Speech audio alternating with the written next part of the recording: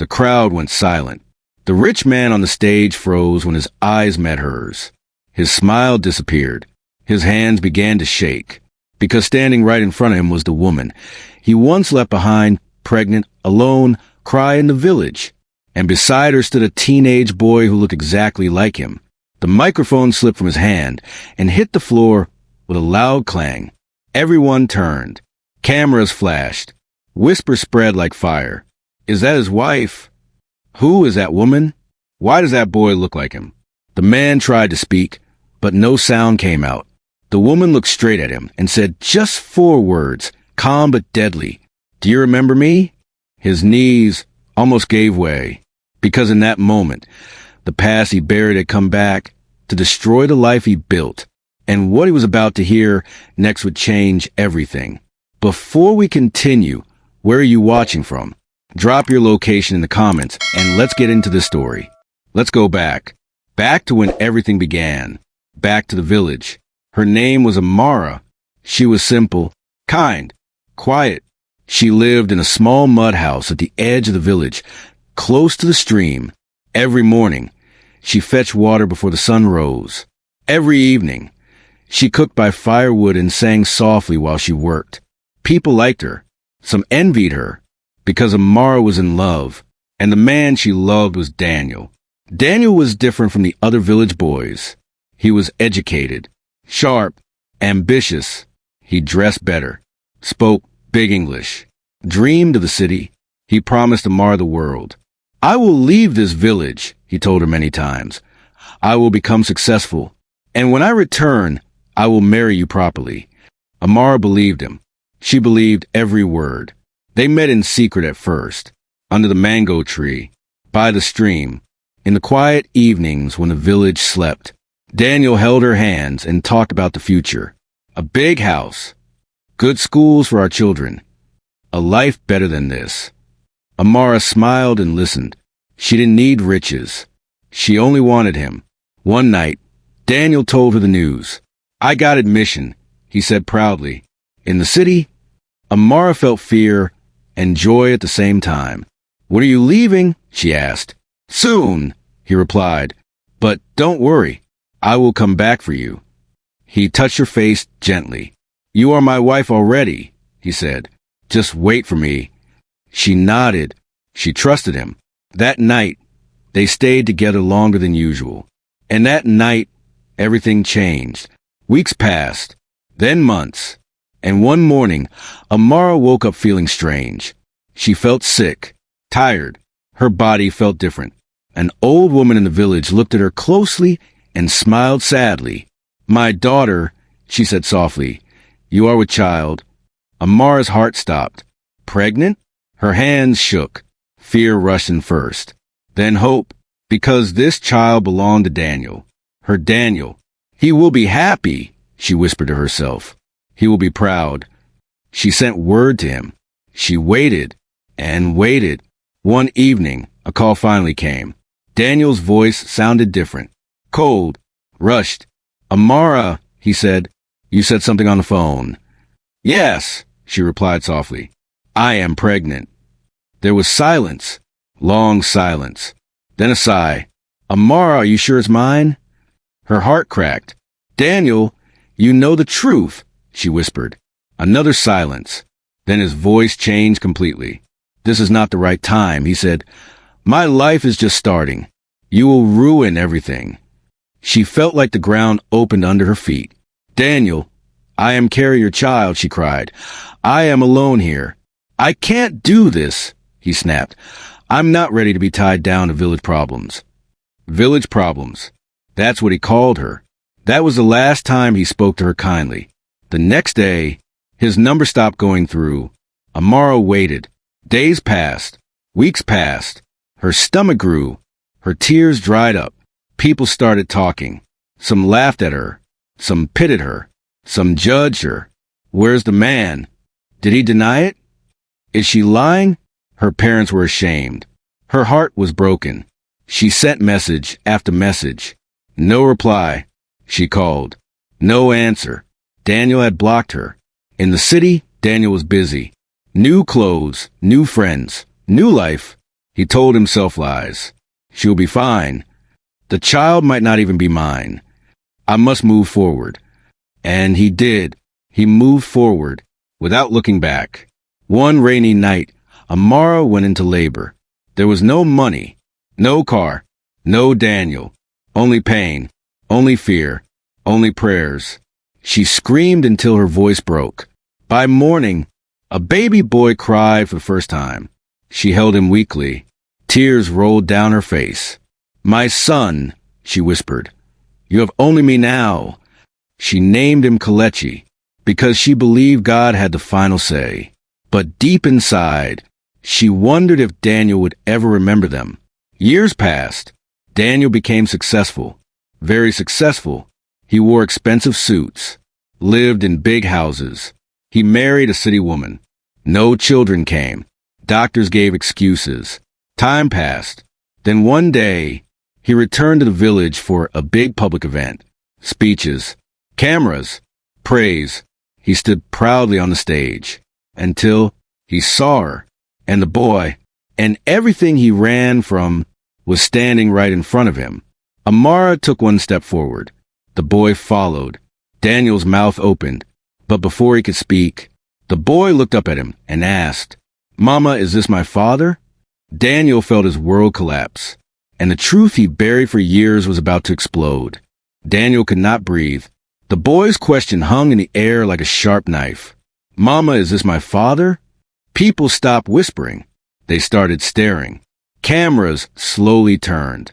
The organizers on the stage froze, unsure of what to do.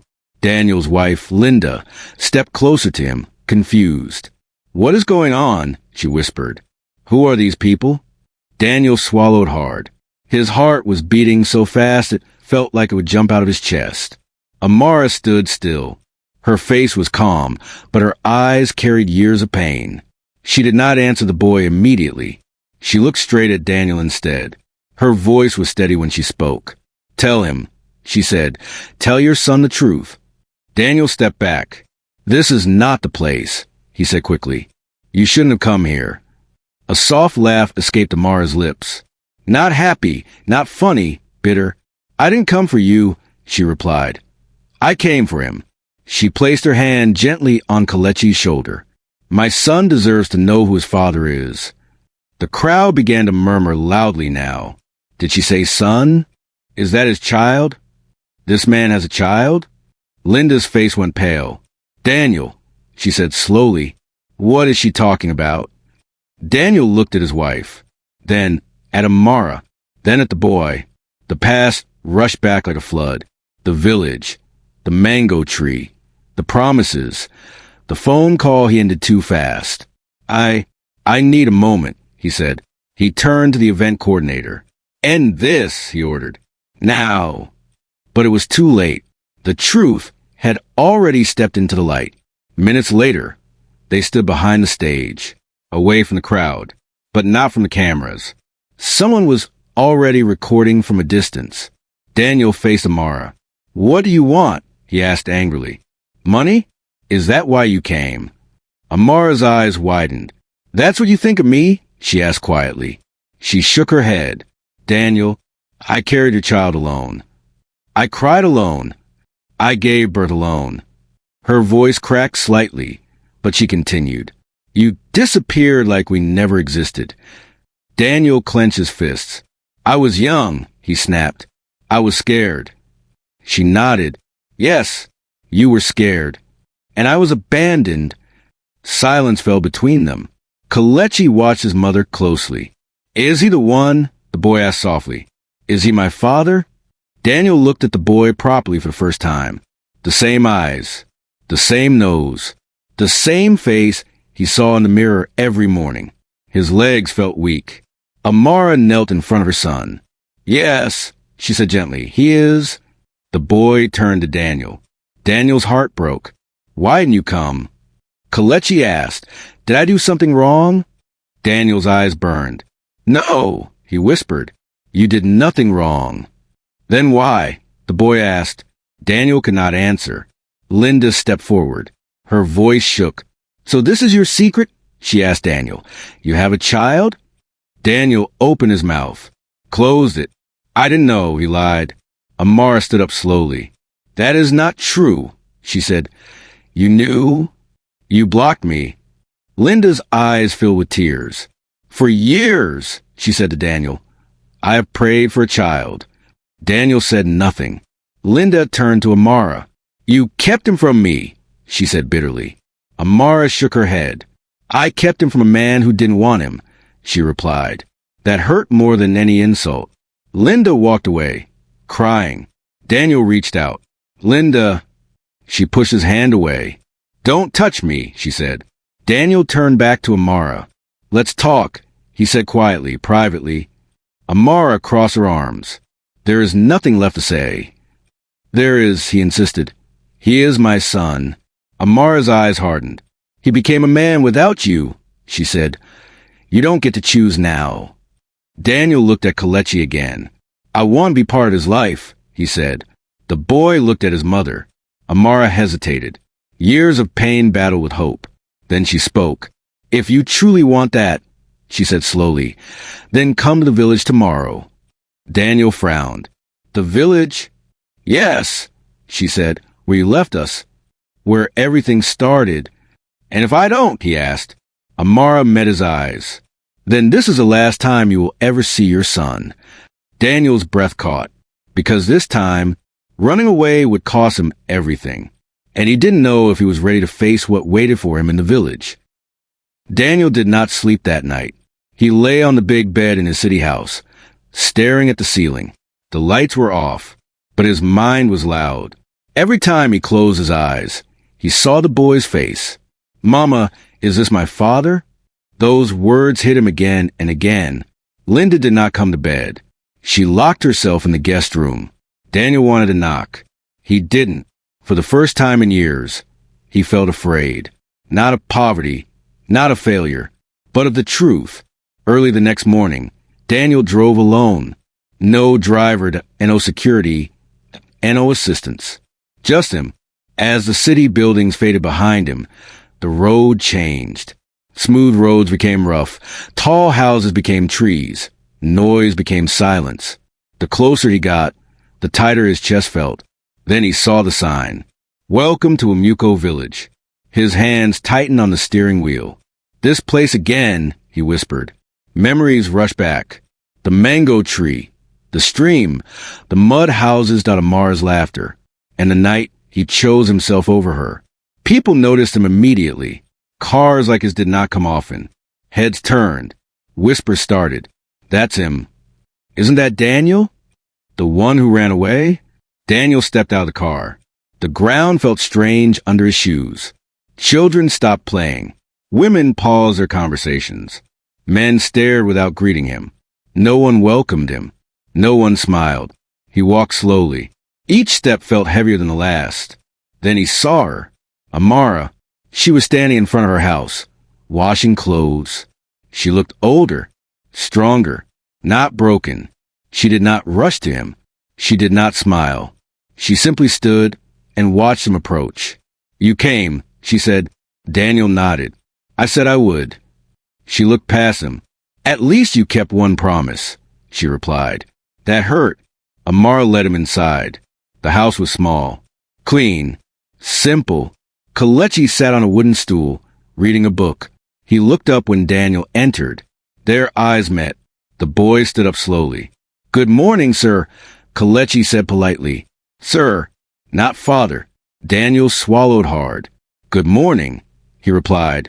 Amara watched them closely. This is his home, she said. This is how he grew. Daniel looked around. No television, no luxury, no comfort. Yet the boy stood tall, confident, respectful. He looks fine, Daniel said quietly.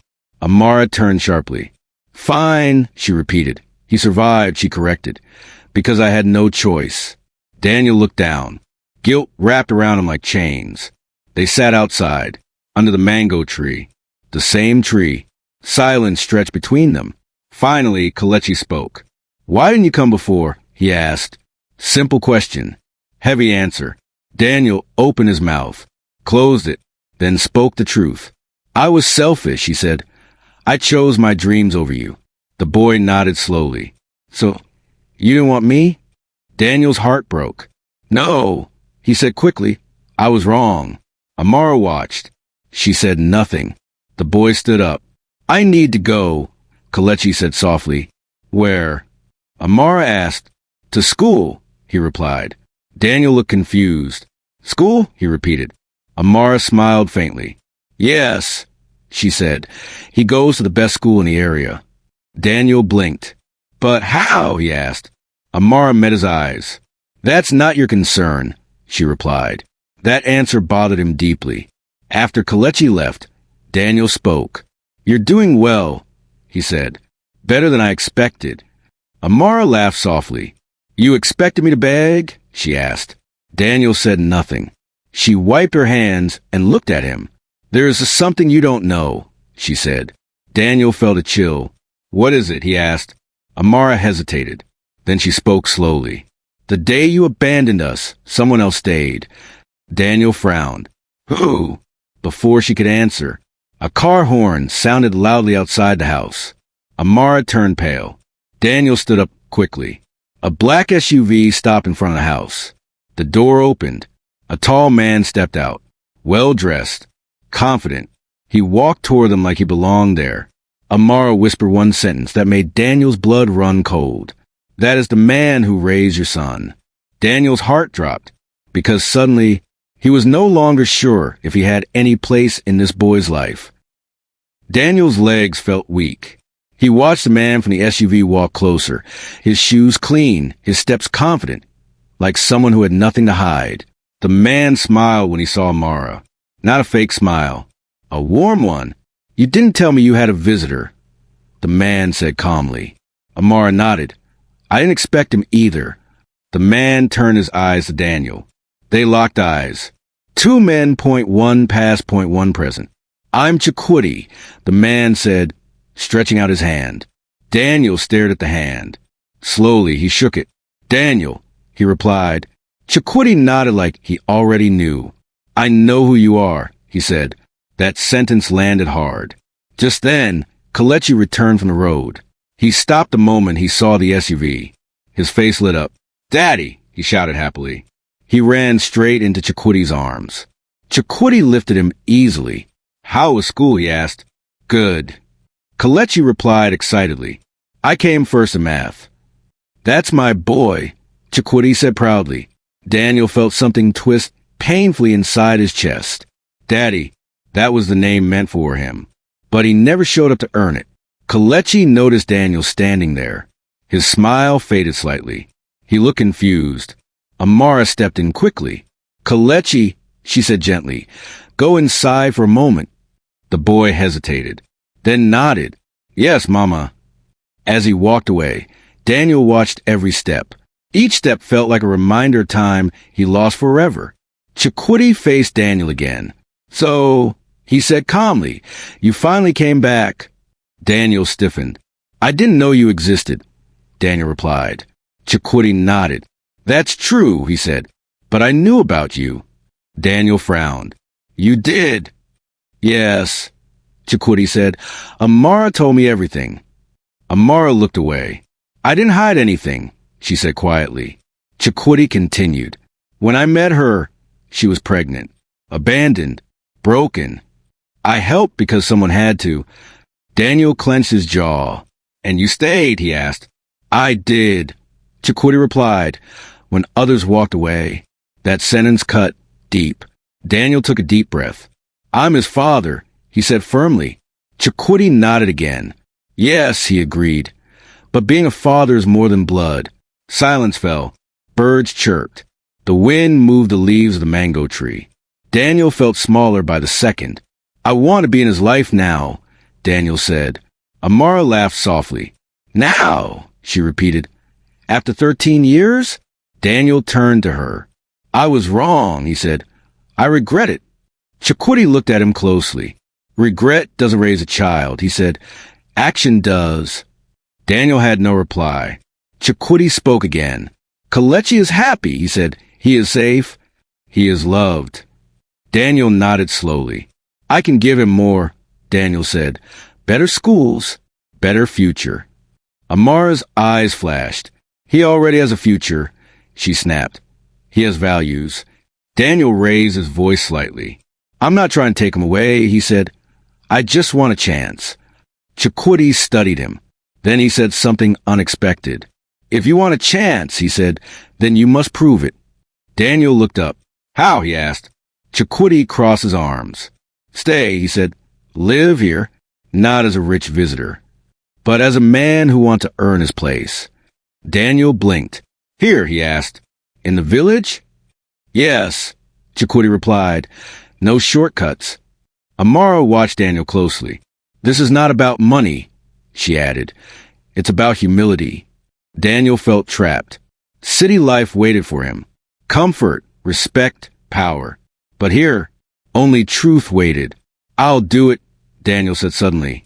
Amara's eyes widened. Chakotay raised an eyebrow. You're sure? He asked. Daniel nodded. Yes, he said. I'm staying. Amara felt something shift inside her. Hope or danger? Chakotay stepped closer to Daniel. One thing, he said quietly. If you hurt him again, Daniel swallowed. I won't, he said. Chakotay's eyes hardened. You won't get another chance. Daniel nodded, because deep down he knew this was not just about winning a son. It was about facing the man he used to be, and the village had not finished testing him yet. Daniel woke up to noise, not the soft hum of city air conditioners, but the loud crowing of a rooster. He sat up suddenly. His body ached. His back hurt. The small room felt tight. For a moment, he forgot where he was. Then it came back to him. The village. The promise. The boy. He sighed deeply. This is real, he muttered. Outside, the village was already awake. Women swept the ground. Children ran past, laughing. Men prepared for the day's work. Daniel stepped out wearing simple clothes Amara had given him. They didn't fit well. People stared. Some whispered, That's him. The one who left. He has come back like a stranger. Daniel lowered his head. This was not the respect he was used to. Chakotay approached him. Good morning, he said calmly. Today you work. Daniel blinked. Work, he asked. Yes, Chakotay replied. If you want to stay, you must live like we do. Daniel nodded. What do I do? Chakotay handed him a hoe. Daniel stared at it. He hadn't held one since childhood. We're clearing the farm, Chakotay said. Daniel's hand shook slightly as he took the hoe. This was not a boardroom. This was not a meeting. This was sweat. The sun climbed quickly. Daniel swung the hoe awkwardly. He missed. He slipped. The villagers laughed. Not cruel, but loud. Daniel's face burned with shame. He stopped. I'm not used to this, he said quietly. Chakotay wiped sweat from his face.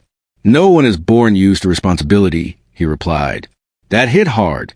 Daniel gritted his teeth and continued. Swing that Mississippi swing hit. Blisters formed on his hands. Sweat soaked his clothes. Pain screamed in his muscles. But he didn't stop. Amara watched from a distance. Her heart was torn. Part of her felt satisfied. Another part felt afraid, because she had seen promises before. By afternoon, Daniel collapsed under a tree. He breathed heavily. This is madness, he whispered. Chakotay sat beside him. You can leave, Chakotay said simply. No one is forcing you. Daniel looked up. If I leave, he asked, will I ever see my son again? Chakotay met his eyes. No, he answered. Silence. Daniel closed his eyes. For a long moment, he said nothing. Then he stood up slowly. I'll continue, he said. From a distance, Kelechi watched quietly. He had never seen Daniel work before. He had never seen him struggle. Something shifted inside him.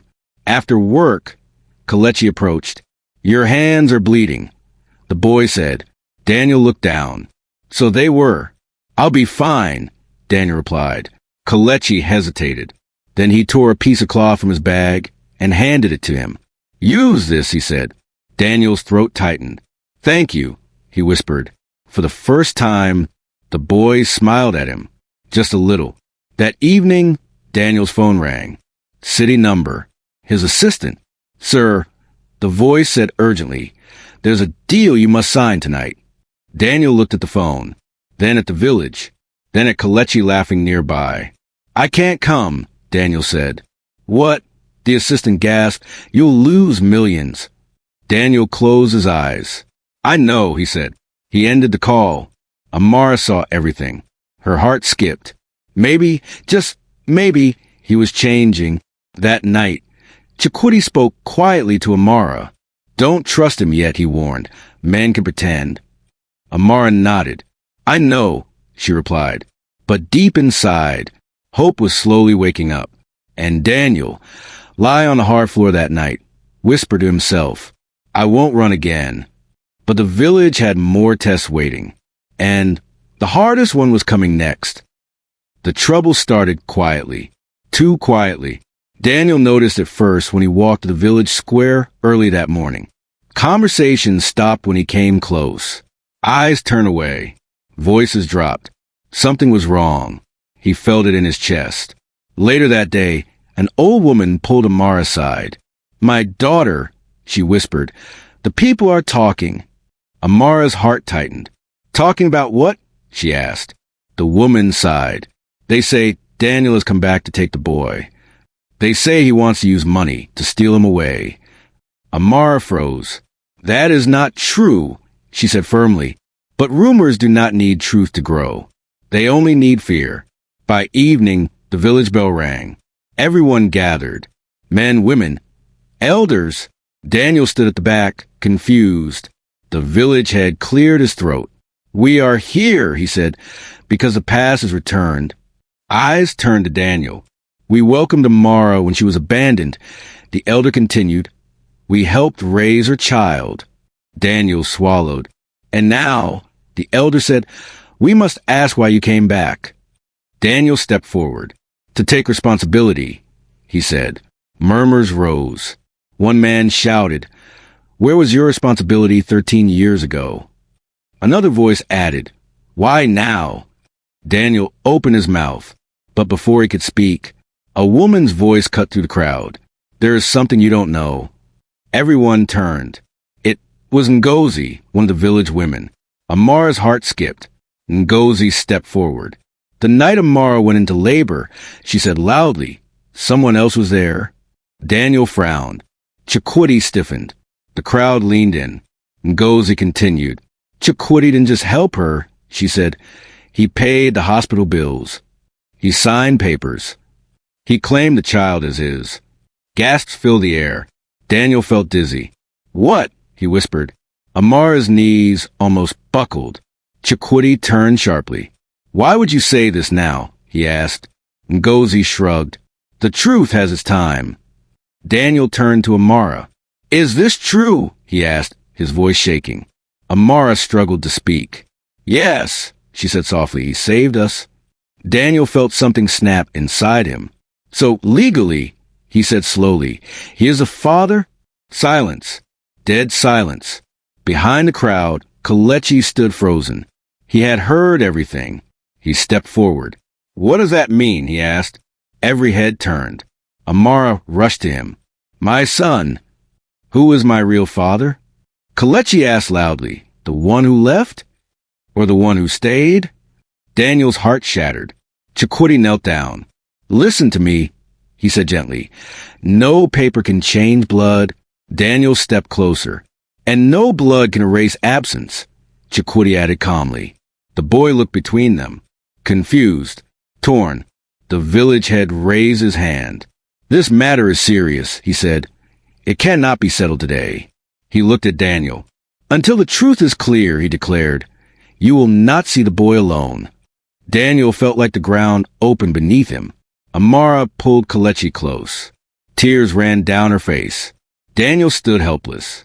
For the first time, he understood something painful. Regret could not change the law, and love alone might not be enough. That night, Daniel sat alone under the mango tree, the same tree where he once made promises. Now those promises were breaking him. He whispered one sentence into the darkness. I might lose him forever. and in the distance, Kelechi cried silently, wondering who he truly belonged to. The letter arrived at dawn. A young boy from a nearby town rode in on a bicycle and handed it to the village head. The paper was sealed, official, heavy with meaning. By noon, everyone knew the matter was going to court. Daniel stood still when he heard. Court. That one word carried fear, hope, and finality all at once. Amara felt her knees weaken. Chikwudi closed his eyes slowly. And Kelechi didn't understand why adults kept fighting over him like he was a lost object. The next morning, they traveled to the town court. The road was long and dusty. No one spoke. Amara held Kelechi's hand tightly, as if letting go would mean losing him forever. Daniel sat opposite them, silent. He wanted to speak, to apologize again, to explain. But some moments were bigger than words. Chikwudi sat calmly beside Kelechi, steady, like he always had been. The courtroom was small but serious. Wooden benches, hard floors, quiet tension. The judge entered. Everyone stood. Sit, the judge said. The case was called. The judge looked at Daniel. You abandoned a pregnant woman, he said plainly. For years. Daniel nodded. I did, he admitted. And I regret it. The judge turned to Amara. You raised this child alone? Yes, she replied. With help? She added, glancing at Chikwudi. The judge then looked at Chikwudi. You claim responsibility for this child? Yes, Chikwudi answered calmly. I raised him as my own. The judge leaned back. This is not a simple matter, he said. Then the judge asked the one question no one expected. What does the child want? The room froze. Kelechi looked up sharply. Everyone turned toward him. Amara's heart pounded. Daniel's breath caught. Chikwudi placed a gentle hand on the boy's back. The judge softened his voice. Come forward, he said. Kelechi walked slowly to the front. He was shaking, but he stood tall. I love my mama, he said softly. She never left me. Amara covered her mouth, tears falling. Kelechi continued. I love Daddy Chikwudi, he said. He taught me how to ride a bike. Chikwidi's eyes burned. Then Kelechi turned to Daniel. I don't know you, he said honestly, but you are trying. Daniel's chest broke open. I don't want anyone to go away. The boy said, I just want peace. The courtroom was silent. The judge cleared his throat. This court will not decide today, he said, but hear this clearly.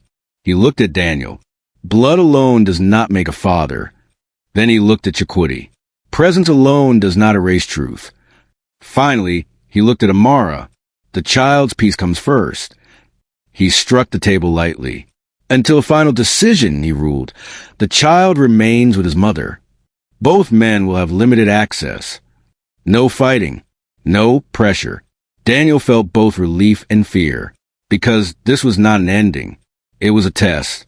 Outside the court, Amara finally broke down. I'm tired, she cried. I just want my son to be happy. Daniel stepped forward. So do I, he said.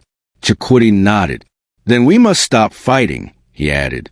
For the first time, the three of them stood on the same side. But peace is fragile. And that night, something happened that would shake everything again. As they prepared to leave town, a phone rang. Daniel answered. His face changed. What is it? Amara asked. Daniel's voice shook. It's my wife, he said. She knows everything now. And far away, a decision was being made that would soon collide with the village in a way no one expected. Linda arrived without warning. A white car rolled into the village early that morning, raising dust and drawing attention. People stopped what they were doing. Children ran closer. Women whispered. City cars did not come here for no reason. Daniel stepped outside. When he heard the engine, his heart dropped. Linda stepped out of the car slowly. She was well dressed. Dark glasses. Tight lips. She looked around the village like it was something strange, something beneath her. This is where you've been hiding, she said coldly. Daniel swallowed. This is where my son lives, he replied quietly. Linda laughed. Your son, she scoffed. You mean the mistake you never told me about? Amara stood at the doorway, holding Kalechi's hand. She felt her heart race. The danger had arrived. Linda walked closer, her eyes locked on Amara. "So you're the village woman," she said. "The one who ruined my marriage." Amara stiffened. "I didn't ruin anything," she replied calmly. "I was abandoned." Linda's smile disappeared. "You think coming back now makes him a hero?" she snapped. "He belongs to me, to my life." Kalechi squeezed his mother's hand. Daniel stepped in. "Stop," he said firmly. "This is not your fight." Linda turned sharply. "Oh, it is," she said. "Because I can't have children, and now suddenly you have one?" The words hit like thunder. Amara's eyes widened. Daniel froze. Chikwudi stepped forward immediately. "Leave the child out of this," he warned. Linda looked at him. "And who are you?" she asked. "The man who raised him," Chikwudi replied. Linda laughed bitterly. "This is madness," she said. "A village drama." Later that day, Linda pulled Daniel aside. "I can fix this," she said quietly. "We take the boy. We raise him in the city." Daniel stared at her. "You want to take him away from his mother?" he asked. Linda shrugged. "She's poor," she said. "He deserves better." Daniel's face hardened. "No," he said firmly, "he stays." Linda's eyes narrowed. "You choose him over me?" she asked. Daniel said nothing. That was answer enough. That night, Linda met someone secretly. A lawyer. Her voice was low and sharp. "I want full custody," she said. "Whatever it takes." The lawyer hesitated. "The child is attached to his mother," he said. Linda leaned forward. "Then we break that attachment," she replied coldly. The next morning, Kalechi did not return from school. Amara waited. Minutes passed. Then hours. Fear wrapped around her heart. She ran to the road. Nothing. Then a message came. From an unknown number. "If you want the boys safe, stay quiet." Amara screamed. Daniel dropped his phone when he saw the message. Chikwidi's face went dark. The village erupted. Because now, this was no longer about pride, or regret, or blood. It was about saving a child. Amara could not breathe. Her knees hit the ground as the message burned in her eyes again and again. "If you want the boys safe, stay quiet." Quiet? How could a mother stay quiet when her child was gone? She screamed Kalechi's name so loudly the whole village heard. Women ran out of their houses. Men dropped their tools. Within minutes, the village was awake with fear. Daniel grabbed his phone with shaking hands. "This is my fault," he whispered. "This is my fault." Chikwudi didn't speak. His jaw was tight. His eyes were sharp. "We don't panic," he said firmly. "We act." The school teacher arrived, breathless. "He left with a woman," she said. "She said she was his aunt." Amara cried out. "That's a lie," she shouted. "He has no aunt here." Daniel felt sick. Linda, his heart already knew. He called her number. It rang. Then stopped. He called again. No answer. She took him. Daniel said weakly. Chikwudi turned to him slowly. "Then you will help us get him back," he said. "Or you will never forgive yourself." Daniel nodded.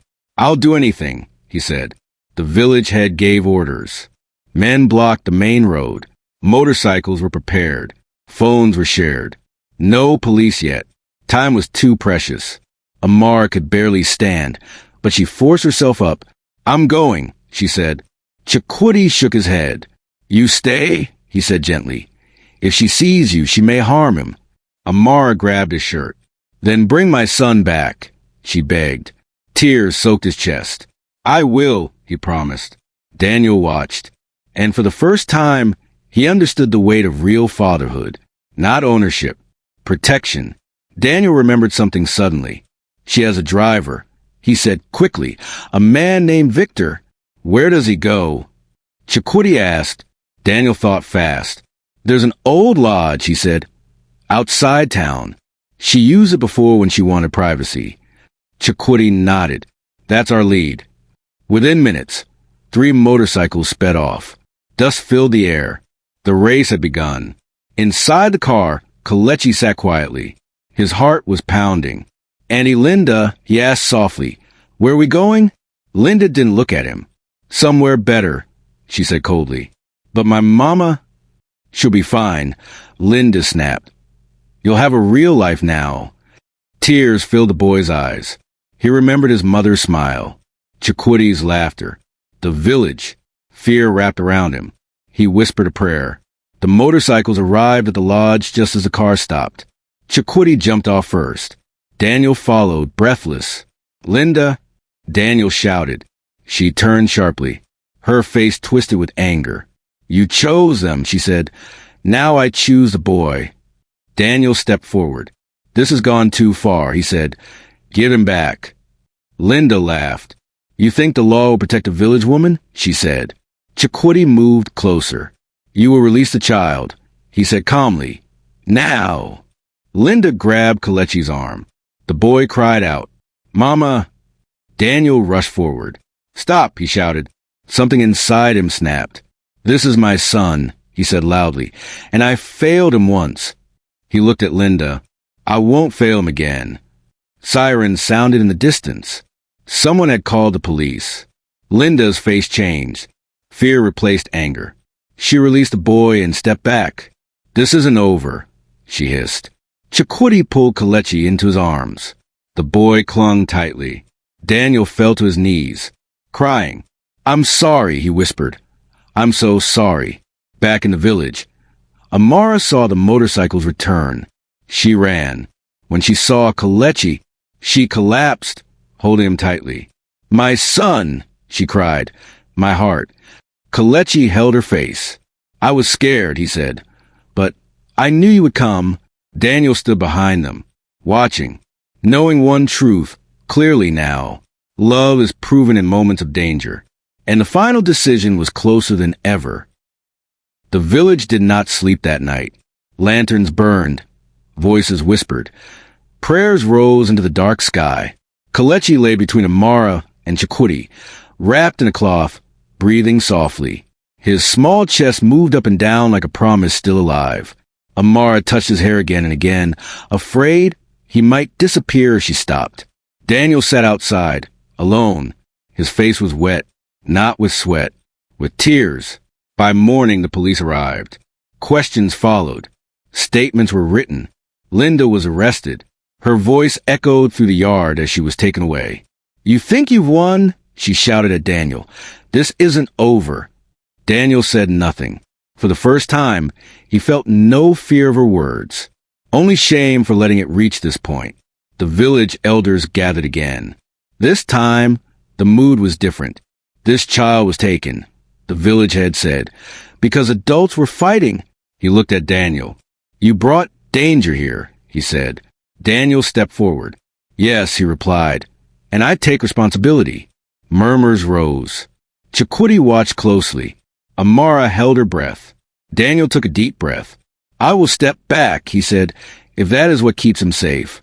Silence fell. Even the birds seemed to pause. Amara looked at him sharply. What? She whispered. Daniel nodded.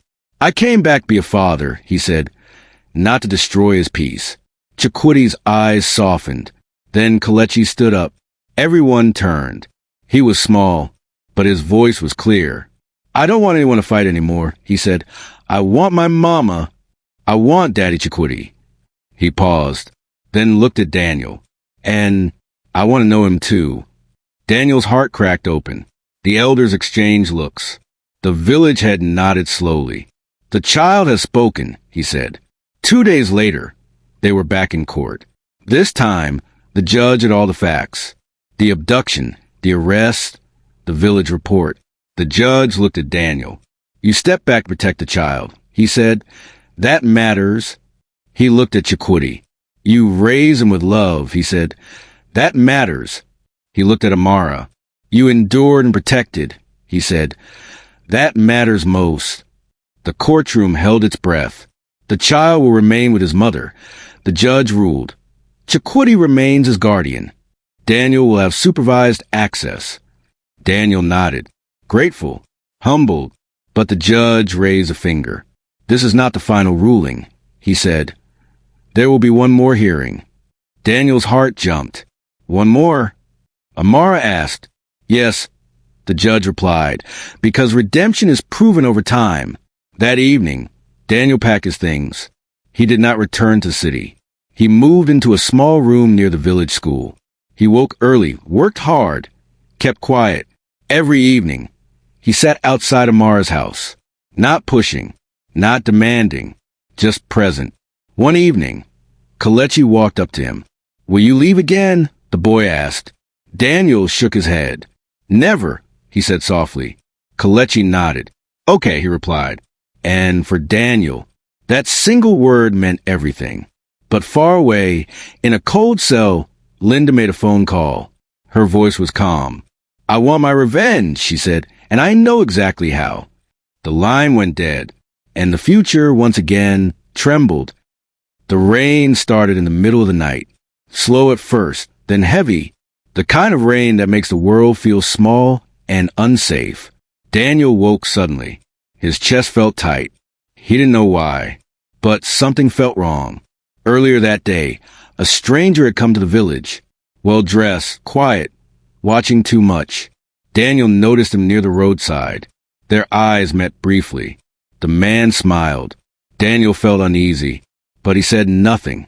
Now, in the darkness, that smile came back to him. At the police station in town, Linda sat calmly in her cell. Her eyes were dry, her voice steady. "They think I'm finished," she said into the phone. "They are wrong." The man on the other end chuckled. "I told you," he replied. "Village people are easy." Linda smiled for the first time in days. "Make sure he understands," she said. Pain. Back in the village, Daniel walked outside to clear his head. The rain soaked his shirt instantly. He took 2 steps, then felt a sharp pain in his back. He fell. Mud filled his mouth. Boots surrounded him. The stranger stepped forward. "You should have stayed in the city," the man said calmly. Daniel struggled to rise. "Why?" he gasped. The man leaned close. "Because some people don't forgive," he whispered. A blow landed on Daniel's head. Everything went dark. Amara woke up screaming. She didn't know why. She ran outside. Lightning flashed. She saw a body near the path. "Daniel!" she screamed. Chikwudi ran out behind her. They rushed forward. Daniel lay still. Blood mixed with rain. Amara dropped to her knees. "No, no, no," she cried. Kelechi appeared at the doorway. "Mama," he called softly. Amara turned, panic flooding her face. "Go inside," she shouted. But the boy had already seen. His eyes widened. "Is he dead?" he whispered. Chikwudi lifted Daniel. "He's breathing," he said urgently, but barely. They ran through the rain, slipping, falling, praying. The village bell rang again. Not for a meeting, for help. At the hospital, doctors rushed Daniel inside. Amara sat on the floor, shaking. Chikwudi stood still. Kelechi clutched his mother's cloth. Then Daniel's phone buzzed. Once, Amara picked it up with trembling hands. A message flashed on the screen. "This is just the beginning." Amara dropped the phone. She looked up slowly.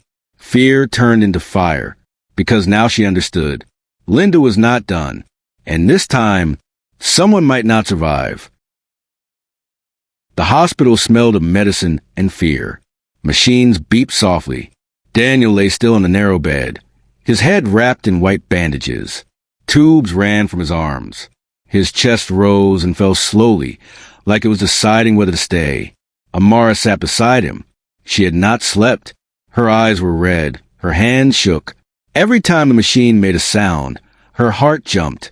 "Please," she whispered. "Not now." Chikwudi stood near the door, silent, strong as always. But even his shoulders looked heavy tonight. Kelechi sat on the bench, hugging his knees. He had not spoken since they arrived. "Mama," he finally whispered. "Will he wake up?" Amara swallowed hard. "I don't know," she answered honestly. "But we will hope. Hope." It was all they had left. The doctor came out slowly. His face was serious. "He lost a lot of blood," the doctor said, "and the head injury is dangerous." Amara's legs felt weak, but the doctor continued, "He is young, strong." Chikwudi leaned forward. "So," he asked, So we wait. The doctor said, "The next few hours will tell us everything." Night deepened. Rain stopped. The village went quiet. Amara looked at Daniel's face. So calm now. So different from the man who once ran away. She spoke softly, not sure if he could hear. "I hated you," she whispered. "For a long time." Her tears dropped onto the sheet. "But I don't hate you anymore." She took a shaky breath. "You came back. You stayed. You tried." Her voice broke. "That matters." Kelechi climbed down from the bench. He walked slowly to the bed. He looked at Daniel, then held his hand. It was cold. "I don't know what to call you," the boy whispered, "but please don't die." Tears rolled down his face. "I don't want another person to leave." The room fell silent. Even the machines seemed quieter. Far away, Linda sat in a police cell. Her smile was gone now. The news had reached her. "He's alive," the guard said casually. Linda's hands trembled. She hadn't planned this. Fear crept in for the first time. "What have I done?" she whispered. But it was too late for questions. Consequences had started. Suddenly, the machine beeped faster. Amara jumped to her feet. "Nurse!" she shouted. Doctors rushed in. They pushed them outside. The door closed. Minutes felt like hours. Kelechi clutched Amara's hand tightly. Chikwudi said nothing. Then, the door opened. The doctor stepped out, his face unreadable. "He's awake," he said. Amara gasped. Kelechi cried out. Chikwudi closed his eyes. Relief washed over them like rain. They were allowed in briefly. Daniel's eyes were open, weak, but alive. He turned his head slowly. He saw Amara, then Chikwudi, then Kelechi. His lips moved. "Kelechi," he whispered. The boy stepped closer. Daniel swallowed. "I'm sorry," he said weakly, "for everything." Kelechi nodded slowly. "Don't go," the boy replied. Daniel's eyes filled with tears. "I won't," he whispered. "Not again." But outside the room, unseen, the final court date was being set, and a decision that would shape all their lives was just one chapter away. The courtroom was quiet, not the quiet of peace, but the quiet of waiting. Everyone was there. Amara sat in the front row, holding Kelechi's hand tightly. Chikwudi sat beside them, calm but alert. Daniel sat alone, thinner now, his head still healing, his eyes full of fear and hope. This was it. No more delays, and no more waiting. Today, everything would end. The judge entered and took his seat. He looked at each of them slowly. "I have heard everything," the judge said. "The abandonment, the sacrifice, the love, the crime." He paused. "And the change." Daniel lowered his head. The judge spoke again. "This case is not about who is perfect," he said. "It is about what is best for the child." He turned to Kelechi.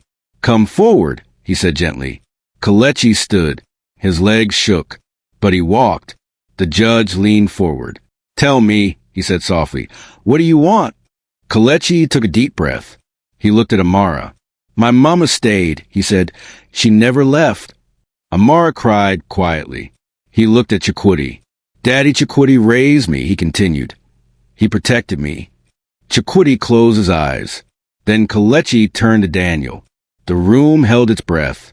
"You left," the boy said honestly, "but you came back. You stayed when it was hard. You almost died for me." Daniel's hands trembled. "I don't want to lose anyone again," Kelechi said. Then he said the words that changed everything. "I want all my parents." Silence. Heavy silence. The judge leaned back. He nodded slowly. "This child has shown more wisdom than many adults," he said. He raised his voice.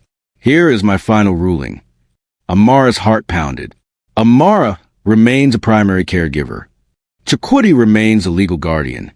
And Daniel held his breath, will be recognized as a biological father with full visitation rights.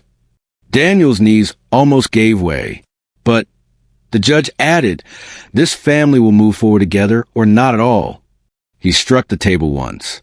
"This case is closed." Outside the courtroom, Amara turned to Daniel.